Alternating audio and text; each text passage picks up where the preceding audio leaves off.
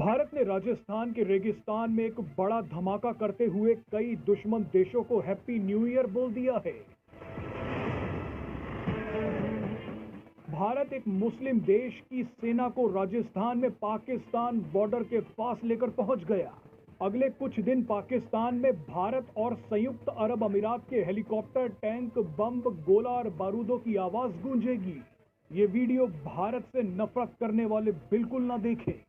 संयुक्त अरब अमीरात ने 3 ऐसे ऐलान किए हैं जिन्होंने नए साल में भारत का सीना गर्व से और भी चौड़ा कर दिया है। अब आपको एक एक करके संयुक्त अरब अमीरात के तीनों ऐलान सुना देते हैं।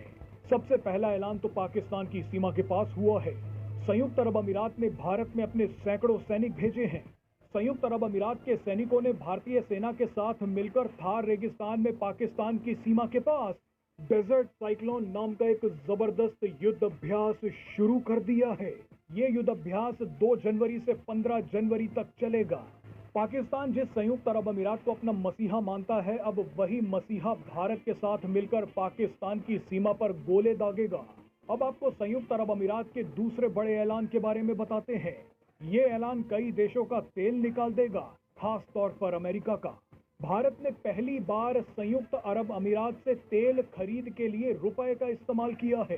तेल व्यापार पर अमेरिकी डॉलर को बड़ी चोट मारते हुए भारत ने एक मजबूत खाड़ी देश से तेल खरीदा और पहली बार यूएई ने अपनी आर्मी इंडिया की आर्मी के साथ भेज के पाकिस्तान के बॉर्डर के ऊपर एक्सरसाइज करवाई है। आप ये देखिए कितनी बड़ी बात कर रहा है ना, ये वो टोंट कर रहा है। यूएई हमें टोंट कर रहा है, तो जाहिर बात है, आपके कॉमन सेंस नहीं है, आपको वो टोंट कर रहा है। आपके हमसाये मुल्क में आ रहा है, वो आपकी तरफ नहीं आ रहा, वो नहीं आ रहा, टोंट कर रहा है आपको।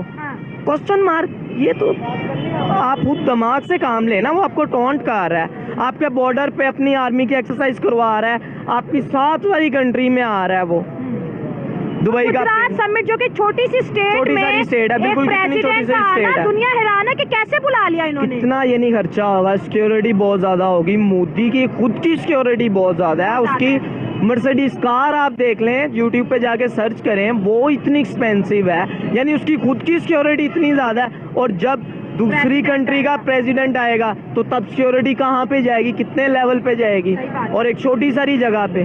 क्या वो भी इंडिया भी हमें मजाक कर रहा है। जितने भी प्रेसिडेंट हैं एवरी कंट्रीज के, वो इसलिए पाकिस्तान आने में डरते हैं। एक तो यहाँ पे क्या होते हैं, ब्लास्ट बहुत ज्यादा, सिक्योरिटी नहीं है।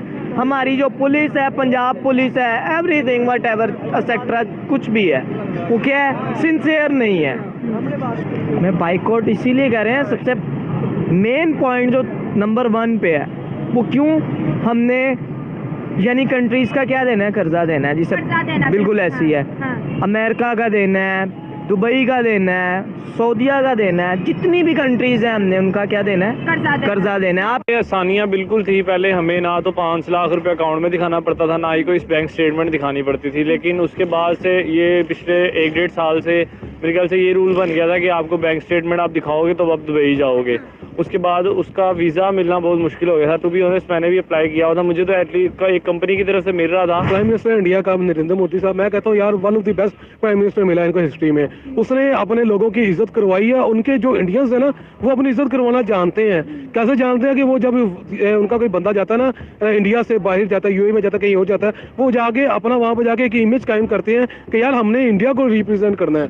हम पाकिस्तानी जो है ना, अपने मुल्क का नहीं सोचते, हम अपने ज़ात का, अपने मुफादात का सोचते हैं। बस हमें मुल्क से कोई लेना देना नहीं होता। 5-10 कंट्रीज हैं, उसमें मेरे ख्याल से 40-50 कंट्रीज आती हैं जहाँ पर इंडियन को वीज़ा अप्लाई करने की जरूरत ही नहीं है, वो फ्री जा सकती हैं। दलील होने की वजह क्या है? फिर ऐसे एटम बम का मैंने क्या करना है? दुबई की आप बात करते हैं, यूएई की बात करते हैं कि वो गुजरात में जो हो रहा है वाइब्रेंट, गुजरात के नाम से गुजरात उसमें जा रहा है और उसमें बड़ी बहुत ज्यादा इन्वेस्टमेंट कर रहा है। कि इंडिया की पॉलिसीज एडहॉकिज्म के ऊपर नहीं चलती, वो कंसिस्टेंटली काम करते हैं। अब उनको फायदा नजर आ रहा है तो दूसरे मुल्क की जो स्टेट्स हैं वहां जाके इन्वेस्टमेंट कर रही हैं। आखिर इतना बड़ा वो पैकेज दे रहे हैं तो तब वो इन्वेस्टमेंट कर रहे हैं, क्योंकि उन्हें ये पता है, एश्योरेंस है, कंफर्मेशन है कि हमारी इन्वेस्टमेंट यहाँ डूबेगी नहीं। और गुज़िश्ता कई सालों का अगर इंडिया का आप ट्रैक रिकॉर्ड निकाल के देखें, तो वहाँ दुनिया जहान की मल्टीपल कंपनीज काम कर रही हैं। कभी आया है आपके सामने कि उनका ये फड्डा पड़ गया, उनका ये फड्डा पड़ गया, या वो ये क्लेम कर रही हो कि इंडिया के जो फाइनेंसर हैं या इंडिया के जो बिजनेसमैन उन्होंने हमारे साथ चीट कर दिया है, फ्रॉड कर दिया, धोखा कर दिया, इस तरह की कोई स्टेटमेंट। और चाइना के हवाले से आता रहता है कि चाइना में ये फ्रॉड हो गया, चाइना ने ये कंपनी ने ये फ्रॉड। और एज कम्पेयर टू अगर उनके ममालिक की निस्बत इंडिया की निस्बत पाकिस्तान में आ जाएं तो यहाँ आपको हर चौथे दिन स्कैम मिलता है, चौथे दिन शिकायत आ जाती है, चौथे दिन फ्रॉड आ जाता है। अब जाहिर है वो इंडिया के साथ कर रहे हैं, इंडिया उन्हें 100% गारंटी दे रहा है, गारंटी दे भी रहा है, देता भी रहा है और कर